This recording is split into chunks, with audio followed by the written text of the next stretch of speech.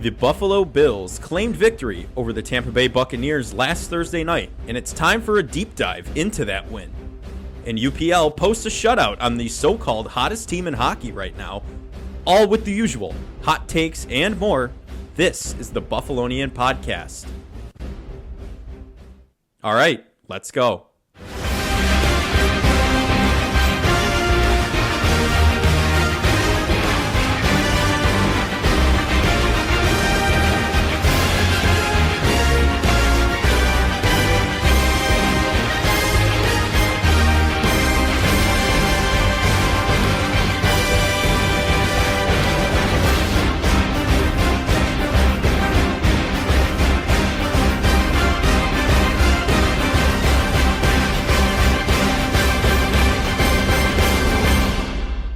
We are back with the Buffalonian Podcast. I'm Joe Kelly, and as always, I'm joined by none other than Dom Loss. And Dom, we talked about it on Friday. We did a mini recap of the Bills' win against the Buccaneers. Came down to the Hail Mary at the end. It was unsuccessful for the Bucs, so the Bills take the victory after a couple lackluster offensive starts. And we're going to dive into a little more, the highlights, the Dom 5 you're going to get today. But Dom, just recap. Any other lingering thoughts after this game's marinated a little bit after the past couple days? After watching the slate on Sunday, I should say, and Monday. The Bills got the job done. Obviously, it's a big game coming up against Cincinnati that we'll preview on Friday. But no, I'm ready to kick it with some video analysis and the Dom 5. But again, the Bills needed to win. It didn't kind of matter. The style points at this stage of the game for me doesn't mean a whole lot. Obviously, it was nice to see that this was kind of an offensive breakout game from the slump that they've had for the past 2 weeks. And now, honestly, it's all about stacking offensive performances up at this point. You know, you saw that what they're capable of early in the season. You saw what they're capable last week. It's now, can they do that for a full 60 minutes? Right. And can they do that consistently week in, week out? And, next week they play, obviously, the Bengals, and the Bengals have a solid defense, but it's definitely a defense that this performance can, happen. They could continue to go on this because I think the Bucs and Bengals have similar-ish defenses where I think they're maybe average to above average, but they're definitely not elite. No, and this is a big game as well. Seeing how the playoffs ended last year and getting smacked at home. So we'll talk more about that on Friday, though. If we are ready, I think it's time for some rolling of the highlights. So let's take a deep dive here. We're going to look at all the scoring plays, all the touchdowns on the day. First, we're going to kick it off. He puts the cape on. You know who I'm talking about. Superman, Josh Allen. He does it himself. Zigzags. Oh, pump fake, even though he's way past the line of scrimmage. Gets right in. Stares down a defensive back as he just points the ball over the line. Absolute savage. He's back. I mean, look at that. Look at that. The camaraderie, the fans going crazy. Beach balls.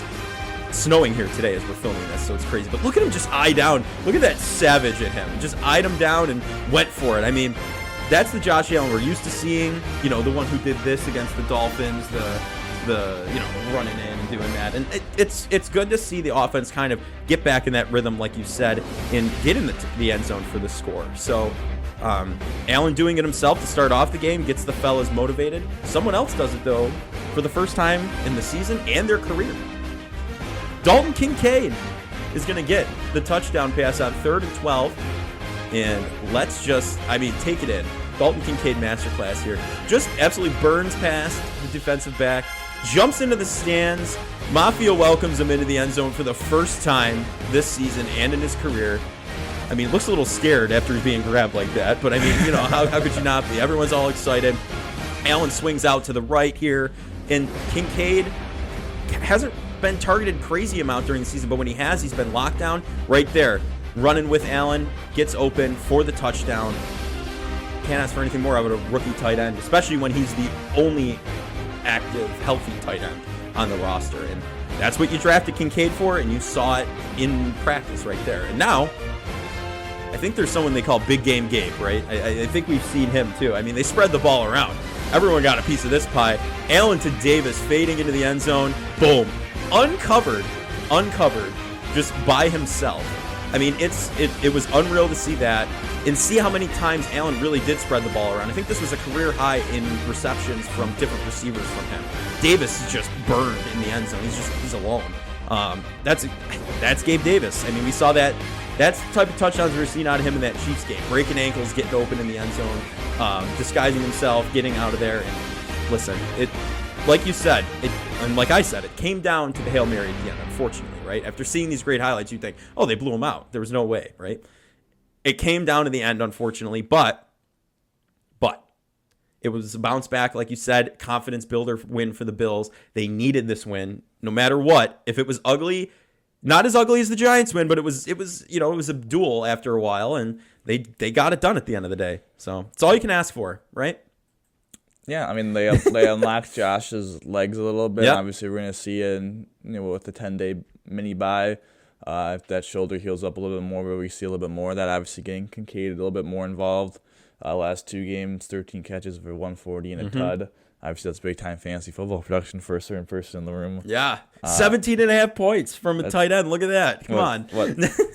Yeah, and that's insane production from the tight end position, but it's kind of the guy that we always thought he was going to be when they got drafted. It's bizarre that it took them 8 weeks, 7 weeks, really 6 weeks, because week 7 was like his technically. So it's weird that it took a month and a half into the season to finally kind of unlock this, but I think that's a long time coming, and I think for Allen now to trust Kincaid is massive for the future of the team throughout the season, and obviously through many seasons after that. And did you hear what he called him after the game? Who? Kincaid. Josh called Kincaid stupid rookie, but stupid. He said stupid fucking rookie in the press conference. They call him SFRs. That's because he got the ball for him, and Kincaid just didn't get the ball for his first touchdown. So he said, even though he's an SFR, we're gonna see. The trust is it's building between them. I wonder if that's gonna be a Grape Davis shirt. It might be a Grape Davis SFR with Kincaid's face on it. Come on, that'd be cool. But again, he's developed the last 2 weeks. I think PFF said he has an 80.0 receiving grade, which is the highest on the team. I think he's just starting to get a little bit more comfortable. I think, obviously, you never want anyone to suffer a concussion. Right. I'm making that point now, but sometimes missing a game and seeing a game from a different perspective, we see this all the time in hockey. I think that might have helped open some stuff up for Kincaid, like taking the game off and just focusing on the little details and seeing from a different perspective of not having to be playing, but watching the game and still being a part of the team. So maybe that week off really rejuvenized him, and it's good to see. It's also good to see Gabe Davis come alive a little bit in the short passing game. Obviously, it's not like his skill set, but I think he showed that he could do it. And obviously, Khalil Shakur. Yes, we were pounding the table after last week, the week before, of we think this guy separated himself from wide receiver. Obviously, we had a Dom 5 about. Is it over? Is the experience over? Is the Khalil Shakir experience done? Because he was awful in training camp and he wasn't getting a lot of opportunity. But I think you do have to respect his ability to as a blocker.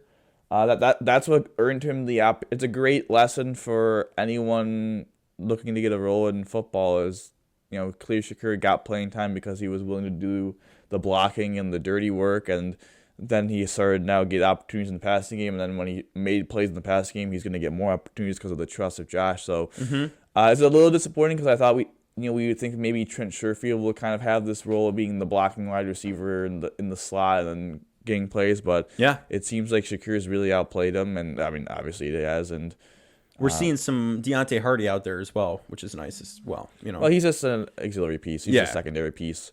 But I think the main pieces of going forward of Diggs, Davis, Kincaid, Shakir, and Cook are going to be the main pieces of the offense going forward. And then the Knoxes of the world, the Hardys of the world, the Sherfields, the Latavius Murrays, or now Leonard Fournette. They're going to be like side pieces that may have impact on the team, but they're not going to be.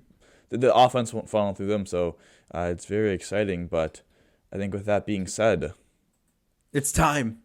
I'm so excited. The weekly segment. I've been waiting since Thursday. Come on, this is the longest I've had to wait. Yeah, carry on to waiting all day for the Dom 5. Oh my God, we need to make a remix of it for you. Yeah, I know. My singing voice has already got people to get off the stream, but that's okay. Here we go. Sorry. Distraction ski. Josh Allen bounces back. I think Josh wasn't awful against the Pats. It wasn't obviously to the degree of the Jets game, but I think he played a pretty helpful hand in why they lost in New England. Obviously throwing that stupid interception, not seeing the field particularly well on some plays, not setting the protections right. He had a bounce-back game, over 300 yards, nearly 75% completion percentage, 2 touchdowns. The interception was an unfortunate play. Obviously, he ran for about another 30 and another tut on the ground. So my man bounced back in a big way, and he has a big-time matchup coming up against Joe Burrow. Kind of, maybe that is a new rivalry that is forming. They've only squared off once officially, and listen, the way last season went, unfortunately, the first matchup you didn't get to see much of due to the unfortunate Damar Hamlin incident that occurred on the field. But the playoffs, I mean, the Bills got battered by him. So this could be a brewing rivalry between the two, AFC rival maybe. And the biggest question that we will have to ask ourselves on Friday and we'll discuss is this the best quarterback matchup of the weekend? I would say so. Mahomes and Tua, Hurts and Prescott. Listen, okay. Dak's played well. Dak's played well, but I'm already seeing Dak's better than Mahomes, Tua, Allen. Like, no. I'm just saying. He's got to be included. But on to number 2 of the down 5. Sam Martin has a career day. One would say a performance of a lifetime. Yes. Obviously, it's quite unfortunate that his last punt went for a touchback because it was a beauty. Mm-hmm. I think he was feeling himself a little bit and could have maybe got a fair catch at the 10 or maybe punted out of bounds, so it was for sure outside the 20, sure, but you would have wished Saran Neal for how much money they're paying him for special teams would have downed that, but so many cough-on punts. It's the reason why I was okay with McDermott being very conservative throughout the game is because Sam Martin was doing his job. It wasn't like the Tampa Bay was consistently starting at the 20. You consistently put them inside the 5. Obviously, we got disappointed when they got it at the 8 on a muff. So, yeah, if you're getting disappointed when it's put at the 8-yard line, you know you're having a good day. And we talked about that on Friday, too. That was... Hey, listen, we give punters some love on the Buffalo. Except Matt Hawk. That's the only one that we have not, and still continue not to. Yes, continue not to. Sorry. Third of the down 5. The Kaiir Elam situation grows dire. Yeah. I don't have to make of this anymore. It's a situation where we're an injury away from Josh Norman probably playing meaningful snaps on boundary corner. Hey, he had a good day. It's the reason why I am fully on board with them maybe making a move for corner, even if it's as small as, I know people are going to hate this, but as small as Levi Wallace for like a 6th-round pick. Like adding someone that knows the system and can at least step in and be, maybe not even be good, but at least like know the system and wouldn't feel completely awful. You feel bad that he's out there, but not awful. And I don't know. It's a situation where now Kaiir just doesn't play special teams. And if you're not going to play special teams, you're not going to find a role as a backup position player on this team. So I think that's the biggest thing from that. I don't think it's a benching from necessarily like they think Josh Norman is a better cornerback than Kaiir, but I think they think Josh Norman is a better overall contributor to the team right now than Kaiir because of his special teams ability. And you saw that with the kickoff return tackle, and then he made another one in special teams as well. So he took that stiff arm by Derrick Henry to heart. It is frustrating, though. It's a situation where I'd like Kaiir to still be out there, still be active to try and get something, because at that point you're just selling really low on him. I don't think they're going to trade him at the deadline. We talked all this time about Brandon Beane talking about Wyatt Teller, and they think they gave up too early on him. I think they're going to stick with him, especially because he's cheap, too. So at that point, trading him for a 5th-round pick is just kind of, I don't know, he's cheap at this point. He's on less salary already for next year, 2 years, because and you could give him, I'm not going to pick up his option for sure, but they're going to keep him. It's a situation that I don't know how it becomes positive for the Bills, but I guess it's wait and see. On to number 4, the down 5. Dawson Knox equals Wally Pipp. Do you know who Wally Pipp is? I've heard of Wally Pipp. I don't know if I can call off the top of my head what. Shocker, the bandwagon Yankee fan doesn't know who Wally Pipp is. It's not a bandwagon, okay? Listen, my family is full of Yankees fans. The Red Sox fan knows who Wally Pipp is. Listen, Okay. I'll give you the rundown. Just give me the rundown of Wally Pipp. I The don't rundown. know who Wally Pipp is. Whoa. I don't know. That's like a highlighted word from the previous pods. Okay, give me a workup on who Wally Pipp is. Wally Pipp, first baseman for the Yankees during the Babe Ruth era, was like, you know what? Not feeling it today. Back's a little tight. First baseman, I'm going to call it. I'm going to take the day off. Probably could play if I wanted to, but I'm going to take the day off. You mean Deshaun Watson? Yeah, let's let this backup schmuck Lou Gehrig play first base. Mm-hmm. Next thing you know, Lou Gehrig played first base for 2,000 straight games after that. Wally Pipp never got a starting spot back. No. So sorry for Dawson Knox, but you are Wally Pipp. The next game that Dawson Knox is active, he should have a Wally Pipp jersey on. I don't even know the number Wally Pipp wore, but you wouldn't even know it's his jersey, honestly, because they don't wear names on the back. Also incredibly accurate. That's why your franchise is a bunch of losers. But you can't even grow a beard. Come on now. Police officers can't grow anything but a mustache either. What are you saying? Okay, well, you're comparing a baseball team to a police officer? It's respect. It's respect. Come on. Class. But back where I was before we got distracted, of course. Dalton Kincaid has taken over tight end 1. He's a situation where the Bills have been solid in 12 personnel. They've been solid in 11 personnel. It's not. I don't know where people get the notion that they're just awful in 12 when they're really good in 11. They killed the Dolphins in 12 personnel. They're good in both. Mm-hmm. I think it's a situation, though, when they start running 11 personnel, the tight end that stays on the field should be Dalton Kincaid instead of Dawson Knox. And that's just how it's going to go, I think, for the rest of the year. And it's kind of hard to tell which one with the numbers, though, sometimes. I'm like, who's down? I still think for Knox it's a situation where he's still going to be a piece of the offense. I just think he's going to be a secondary piece, as I alluded to earlier. Yeah. They can't move off of him. He's going to be on the team next year. It's a situation where even if they cut him post-July 1st or trade him post-July 1st, just at that point it's just not worth the dead cap that they would have to have for that. So he's going to be on the team next year, and he's not an awful player. Like, Dawson Knox is a solid player. Do I think his contract, is he not living up to his contract? Yes. Do I think his replacement is better than him? Yes. I think Dalton Kincaid is a better tight end than offers more to the team than Dawson Knox. Blocking he can contribute Knox. More at the end of the day. Blocking is still Knox, but I think the difference, I just think Kincaid is just special. You have upside with Kincaid, a lot of upside. There's a special difference with Dalton Kincaid as a receiver. But going on to the next, and I miscounted, but I think this is fifth. I think you're final. on 5. Okay, I think this is the Wally Pipp thing. The final.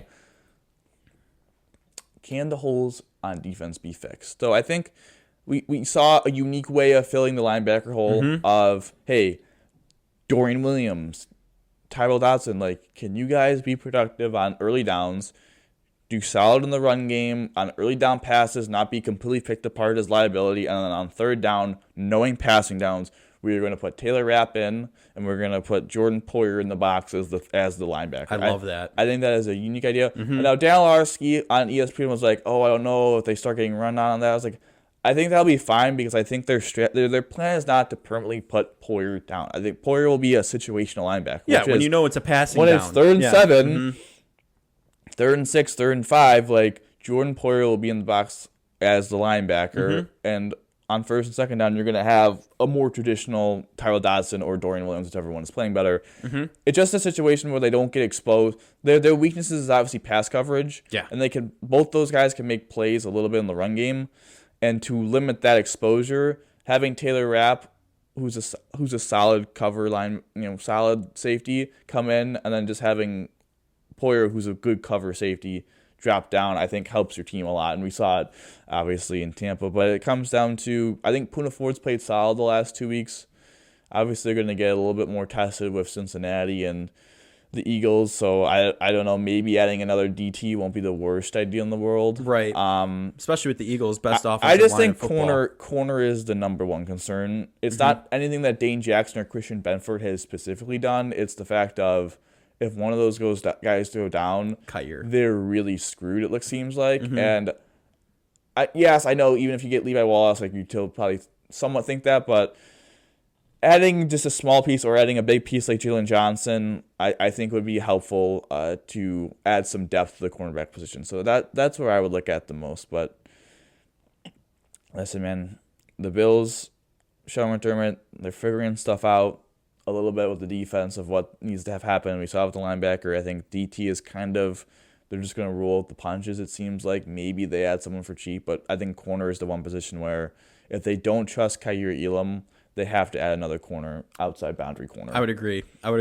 Especially, I mean, I do like Elam, and I wish him the best, but at the same time, he has not proven on the Bills that he's the one to come in and do that. I mean, Benford, same draft class technically, and has been exponentially more productive than Elam has on the field. Well, I think the frustrating thing for Elam is this, and probably we should discuss this during the actual Elam segment of the Down 5, but we're just pretending we're done with the Down 5 in this Elam segment.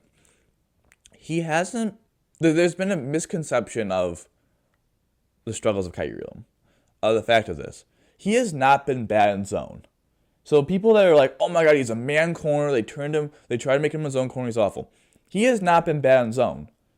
He's been awful in man. Mm-hmm. And for him, funnily enough, that's why I get a little frustrated with all this talk of, oh my God, like they just missed draft pick because he's a system fit. I was like, that could be partially true. I'm not saying it was an exact system fit, like obviously that, but he's actually stood up well in zone coverage. It's man coverage. He's been awful, and that's the thing that was supposed to be his bread and butter. He's too grabby, and he's honestly he's a solid athlete. He's very stiff with the hips, it seems like. He's not very fluid. He can't you really saw it in the Jags game. Like, they were playing man coverage, and he was getting cooked out there. So I get a little frustrated with people going like, oh, but like... And then, like, I just don't love counting stats. I never will, especially of cornerbacks, because you don't fully know what's... But is he having a safety over the top the whole time? Like you don't know that specific stuff. We don't know that well enough. So like when people, I'm not gonna say the name, but like the one dude keeps tweeting out that compared to Christian Benford and Dane Jackson, like actually his counting stats like match up. It's like, yeah, but is he doing his responsibility in run defense? Is he doing his responsibility being prepared for the game where you have trust? Yes. Put the notebook on the plane, but. So a big part of playing is trust. It's the big reason why Levi Wallace, as much as no one seemed to like him, the reason why he was out there is because they trusted him to at least do his job to the best of his ability. Well, whether that ability was good enough to have him be on the field, it was always questioned. But we all knew that, hey, he's a limited cornerback, but we know he's going to be prepared. He's not going to make a mental error. Right. You know what I mean? It's not going to be like, oh, he's going to screw up that we're supposed to be in man and he played a zone, didn't follow the crosser, and now it's a 30-yard gain down the field. No, you're not going to get any of that. I think that's the problem with Kaiir is that the coaching staff truly just doesn't trust him, and he's also just been straight cooked in man. And listen, he's also just hasn't gotten better with the fact of the two biggest knocks that we had on him was tackling, which... Right as he got drafted, if you go back and listen to that episode, we mention it. Was that, and that he was very physical, and that he's grabby. Mm-hmm. And you saw it against the Giants as well, with that PI, like, I don't think he's all, I don't think Kaiir Elam's story with the Bills is over. I don't think his chapter is over. Now, I'm going to say that right now, and we're going to post this, and then an hour later, it's going to be that he's traded for a 6th round pick. I mean, we're filming this right in the last hour of the trade deadline, before the trade deadline, so. I think he's got to find a way to add value to the team that's not defense. Like, I think he's got to start learning some special teams. And I don't know. Like, I feel like he needs to be more dependable. And I don't know how that... We're not in the room. We don't know how to give him the answers. But, like... Yeah. I feel like at this point, he's got to figure it out on himself. He's got to have that come-to-God moment. You know what I mean? Where you're like... Come to Jesus. Yeah. I mean, it's just... It's going to be him figuring it out. You're done. It's like sending the kid off. You know what I mean? Like, all right, I've done as much as I can with you. It's time for you to just hit the world and figure it out yourself. He's got to do that. He's got to figure it out himself. And he has the potential. Like, he has the ability. He's shown it at times, especially at the end of last year. But he's not just wasted space on the roster. Like, there's a reason. He was not good in training camp. Mm-mm. He wasn't good in the preseason. Nope. He got cooked by Calvin Ridley and the Jags. Yeah. So, like, it's kind of like every time he comes and plays, like, it's kind of like, oh, this is why he's not playing. Like, everyone gives the coaching staff a lot of crap, but, like, how many tweets can you go back in that Jags game and being like, oh, my God, the coaching staff was right. Like, he's just getting straight cooked out there. Yeah, right. Yeah. But, like, I still believe that there's something left in him. Like, I still think he could be a contributor to the team, which is why I wouldn't just sell him for biscuits. Yeah, no, you got to get a return from him, Because, I don't know, I still think now, if you're telling me I could get Jalen Johnson, and the only thing that's holding up is I had to trade Kyrie Elam, like, I would do that. But, like, I wouldn't just trade him for a 5th round pick because I don't think the Bills are in a position where we could trade away a cornerback outside. I need outside boundary cornerback because they have a plethora of nickel corners. I mean, they do. Taryn, Saran Neal, even Cam Lewis is kind of now considered. I would consider him a nickel corner. So like they have a plethora of people that can play inside. It's outside that I'm a little bit concerned about, which is why I wouldn't move Kyrie unless I'm upgrading the outside corner. Right. If you're gonna get a return that fixes that position, yeah, sure, but. I mean, we're sitting in the midst of the final hour right now, right?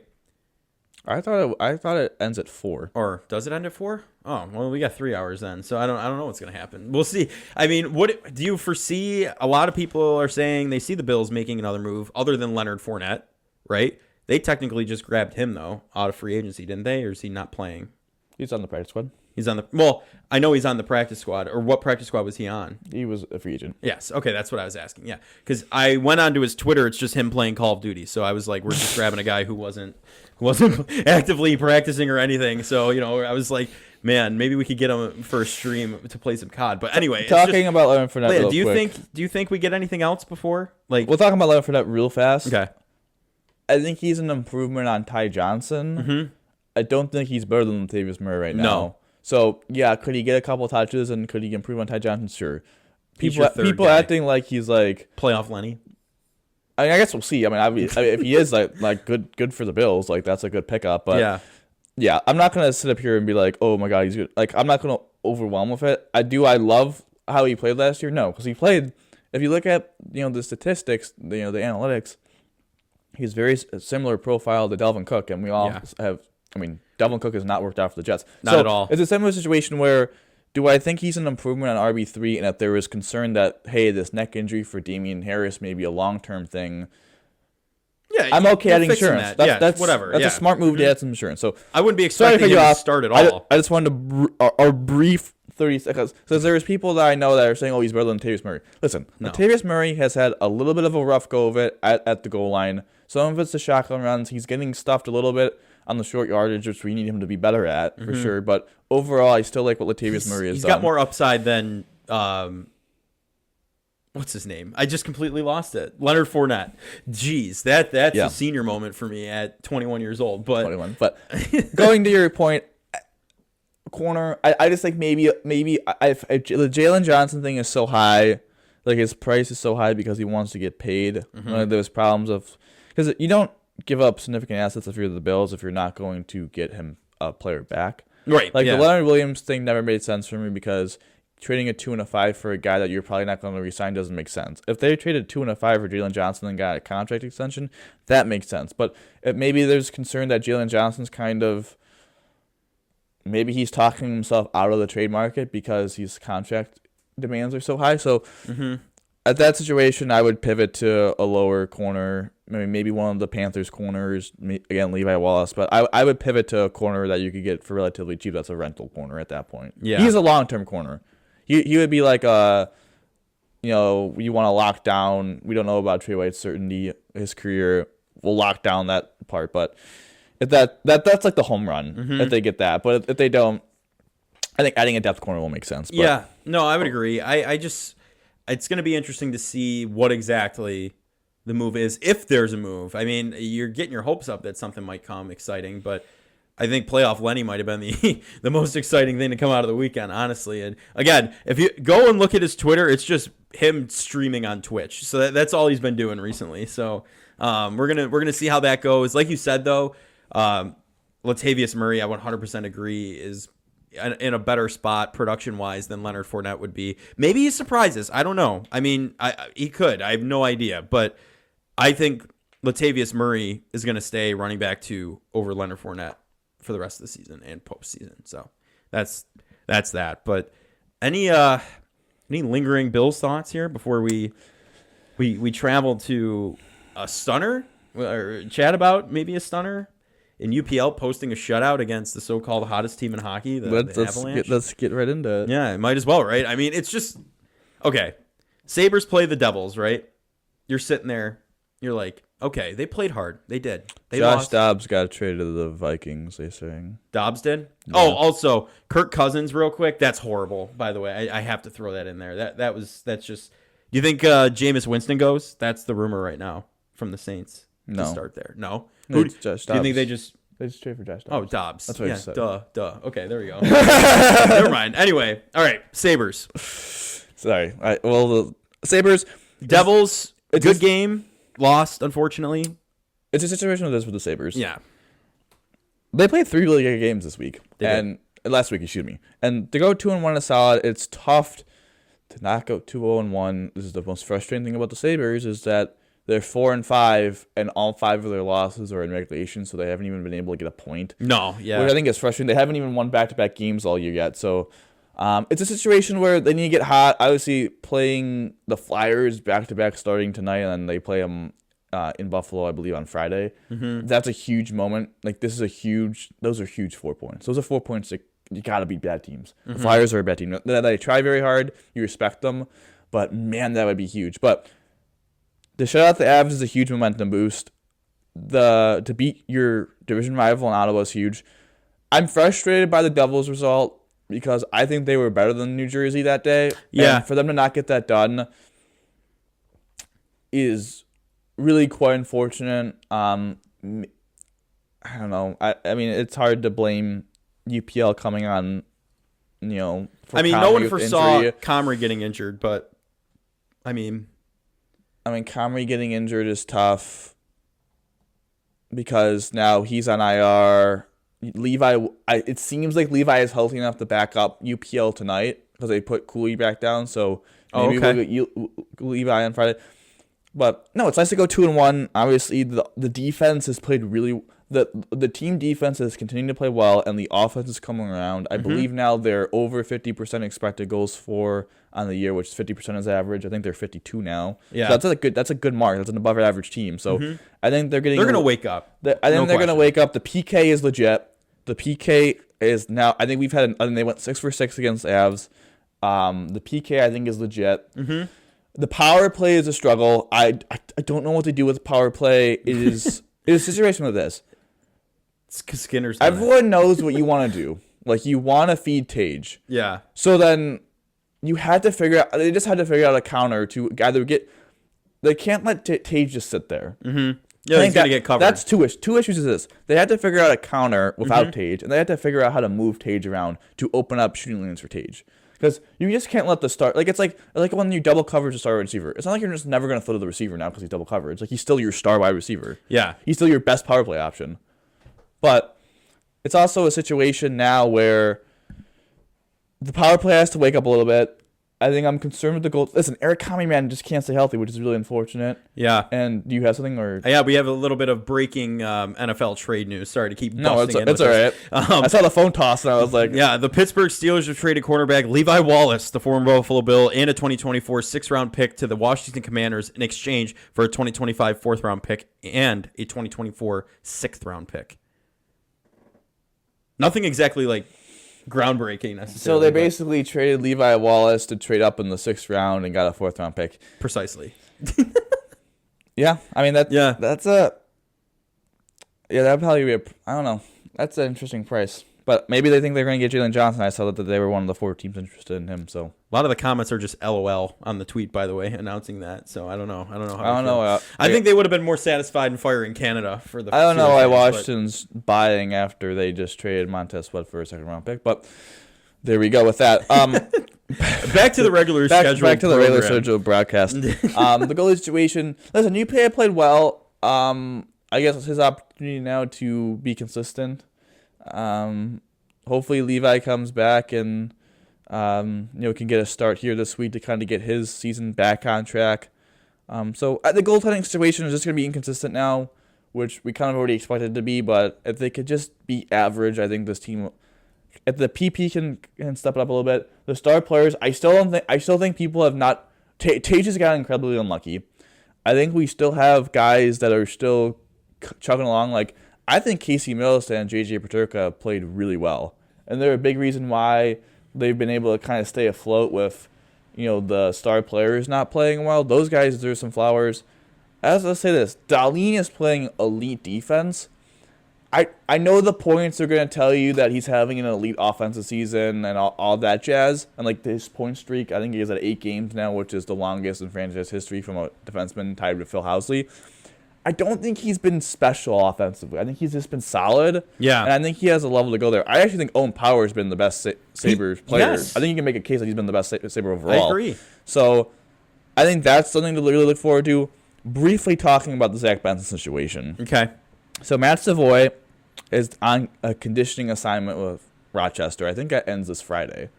I think he's going to come up and get his 9 games. Because they just put Isn't that what we talked about in the beginning of the season we thought was going to happen? Yeah, but the situation now, if Benson grows interesting because he was injured, they bring him back, and then he apparently re-injured his injury. That he did they even designate it? Lower body? Yeah, of course. Hockey stuff. Yeah. So that makes me a little annoyed because it's all right, dude. If you knew he was that, if you knew it was, why'd you play him? Why would we play him? I guess. But my situation, because they said he's week to week now. I would think the Sabres are going. I don't think in the calendar year 2023 we are going to see Zach Benson play a game for the Buffalo Sabres in 2023 year. So by the end of this year, you think he comes back? The December 31st, we will not see him again.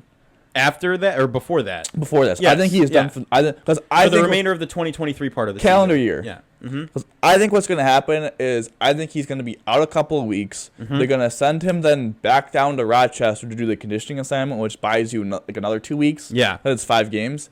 And then by the time that comes around, the Canadian World Junior team is going to start having training camp for the Canadian the world, not Canadian, but the World Juniors in December. Yeah, because I think he's then going to be assigned there, which then he'll play for Team Canada, which then happens over that winter time. Mm-hmm. So I don't think we're going to see Zach Benson for a couple months, which is fine because that keeps him around for the Sabres and keeps him in the organization and not have to go back to juniors yet. Yeah. It's going to be weird for his development. And then I think Matt Savoy plays the 9 games, and we'll see maybe if he steps up. I think I'm a little... Are you nervous about it? No. I mean, Brandon Byro is currently up. I think he deserves an opportunity to play. I'm a little concerned. My biggest concern with the Sabres, because I think Clifton got suspended 2 games, but I think he's been good. I think Yogi Haru's actually been really solid. My biggest concern, obviously, is still goaltending, because Levi being still maybe banged up, and now you're kind of rolling with UPL because Comrie's out long term. Definitely concerns me. My other big concern, and it's, we said it ad nauseum, but it's just a little bit more, is that you're just really not getting a lot from Jurgensen and Oposo, and running it back there. I think we're gonna look back and be like, I don't. At the end of the year, I don't know if that's gonna be because you're also not getting a lot from Krebs, and I've been a Krebs defender. I think he's a feisty bomb 6'4", but I always thought there was more. And every time he kind of gets somewhat of an opportunity to play in the top 6, kind of whiffs a little bit. Yeah, I don't think he has a point on the season. No, or it's like 1 or 2. Can I break in real quick? Yeah. Okay. So you know that Levi Wallace report? Apparently it's fake. So that is. So I tweeted out. So Aaron Quinn mentioned that, he mentioned how mad am I going to be when the Bills swap a late conditional pick to bring Levi Wallace back, whatever. I said Levi to the Commander, so we're all good. He tweets back at me, that was a false report from a fake account. Stay vigilant out there. So yeah, so we gotta keep our eyes straight, keep the tunnel vision going. So we gotta be ready. So I had to break in there for a minute. No, but, that's all right. Continue your thought. Listen, we fact checked. Okay? No, we fact checked. But yeah, I think the power play has got to get going. Yep. I think that's the biggest thing that needs to get going. They're just out there. They're top down. Skinner's not good on the power play. I'm sorry. He's not. That's continued. We've talked about that. That might be, maybe they change. Maybe they move something there. I have no idea. I would put Middlestat. Casey's not bad on the power play. So I listen. I kind of would put Middlestat where Cousins is and put Cousins where Skinner is. Yeah. I think they could use a passer, the left-handed shot where Cousins is. God, wow. Cousins is. Yeah, there you go. And I think Cousins would be a good down-low player that can pass from the goal line. But Middlestat's an elite playmaker. And I think having him in that spot where Cousins, and then having Cousins replace Skinner, they'll never do it. No. But yeah, I would agree. I think that's the situation they need to do. I'm excited for the Sabres because I think this last week they've played really well.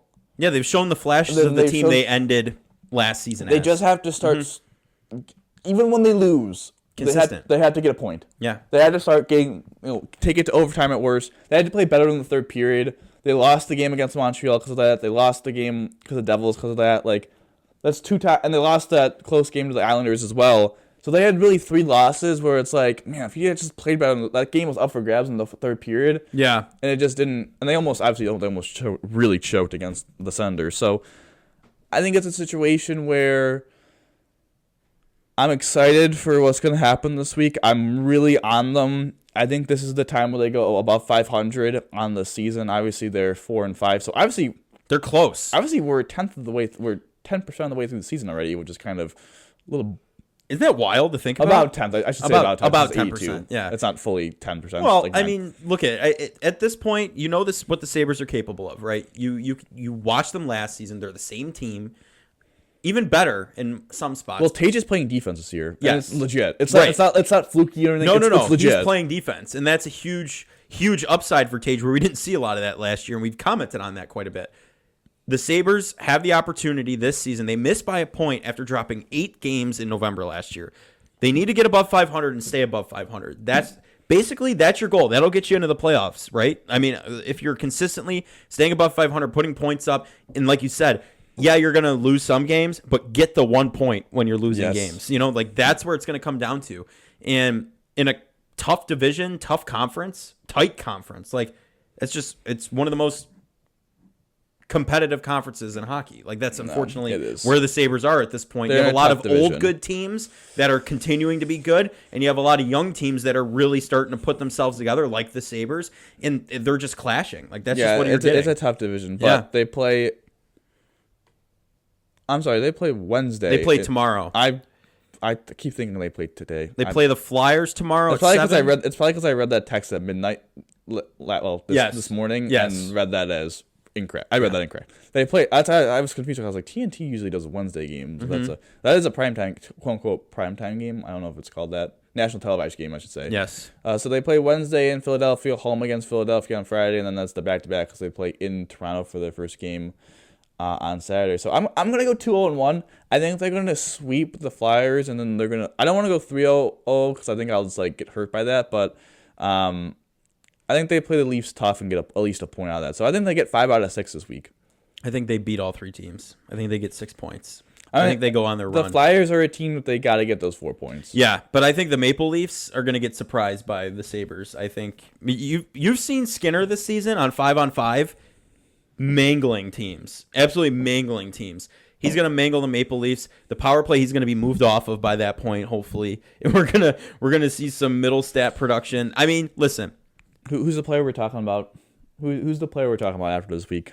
I'm gonna go Owen Power. We talked about him. Yeah, I mean, I think there's a lot of people that praise him, but I think he's gonna get points in all 3 games, and I think he's gonna get 5 points in 3 games. I think we talk about Thompson because he has another one of those games where he gets 4 goals in the first period. Jeez. I think against the Flyers, I think we see another. That's not I think we see Tomer come back, the one Tomer. You know what I mean? I think we see him come back. Come on. I feel like we have to. I mean, we've seen it. Rizzler stat is out there, middle stat. He's still cooking out there. So come on. Toothless. He's lost a tooth. Yes. Come on. He's got the fire in him. Let's go. That dog in him. He's got that dog in him. He's got the dog with the missing tooth. Come on. Listen, I do think, though, I think we're on the up and up for the Sabres season. It's good to get the kinks out in the beginning, be just a game under 500 starting out in the first 10 games, really. So I'm happy with where they're at this point, and they're showing promise going into these next 3 games that we're going to talk about. So you want to do a quick fantasy rundown if we have time? Quick. I'll let you take it. I mean, listen. Quickly, we'll go this. Yeah. The producer took a rough foul this week. He falls to 2-6. Now he's in sole possession of last place. He does play, however, this guy. You're 3-5, right? 3-5 now. Yeah. 3-5. You get a big time win against a team that was 6-1, the top team in the league. Took him down. We're looking up. You had the Detroit kicker Patterson and Gibbs versus Laporta, and obviously the disgruntled.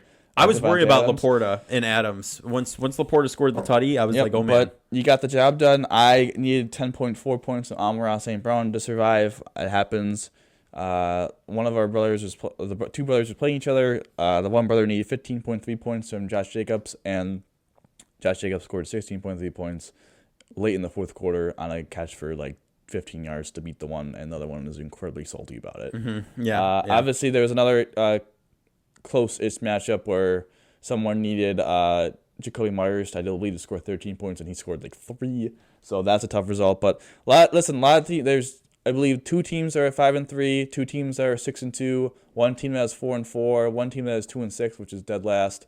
And then there are 4 teams that are 3-5. It is a big week. It is a 3-5 versus a 3-5 this week. Obviously, we have Joe versus Mooch, which is 3-5 versus 2-6. So a lot can be, after week 9 going into week 10, the last 5 games of the year, we'll know a lot more about the bottom half of the league and how that could potentially shake out. And the chances for multiple people to do the punishment, I think, maybe at an all-time high after. Yeah, it is. Listen, especially if you lose, then there's tied. 3 teams that are going to be tied for last. Yeah, it is. No, it's getting exciting. Get your popcorn ready. Like get some butter, get some caramel popcorn. That's always the best underrated popcorn. Mm-hmm. No, listen. The season is long, okay, and we're at the point in the season now where it's getting interesting, and teams are. The projections just truly show that nothing really matters because I was projected to lose that game by 20 points. Listen, man, any given Sunday in fantasy football, the parity in the league, all-time high. The what? The parity. The parody? You know what parody means? Yeah, like the fake version of something. No, parody. Parody? Like anyone could beat anyone. Oh. You've never heard that word before? No, I've heard parody like a parody film, like you know what I mean, like that kind of stuff, like a song parody. Yeah. The parity, the state or condition of being equal. Oh, well, interesting. I didn't know that. Every team's close to being equal. It's like the NFL. It is. There's a lot of ties right now. Yeah. So, I mean, it'll be interesting to see how it all shakes out. But that's going to do it for this edition of the Buffalonian Podcast. I'm Joe Callie. As always, I'm joined by none other than Dom Lawson. Thank you to our producer, Mooch, back there. Fantastic job rolling the highlights and doing the Dom 5 and even the phone toss for the fake trade. I mean, come on, like come on, he's out there doing work. So, but Dom, how do we always end these, buddy? Go Bills, baby. Go Bills.